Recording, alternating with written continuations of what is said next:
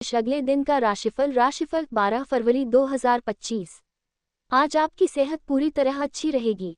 यात्रा आपको थकान और तनाव देगी लेकिन आर्थिक तौर पर फायदेमंद साबित होगी। आपको आश्चर्य में डालते हुए आपके बचाव में आपका भाई आगे आएगा। आपको एक दूसरे की खुशी के लिए आपसी सहयोग और साथ में मिलकर काम करने की जरूरत है। याद रखें कि सहयोग जीवन का केंद्र बिंदु है। आपका हमदम आपको पूरे दिन याद करता रहेगा।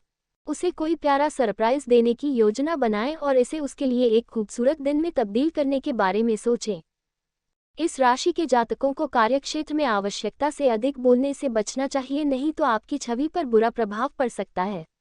इस राशि के कारोबारियों को किसी पुराने निवेश की वजह से आज घाटा होने की संभावना है।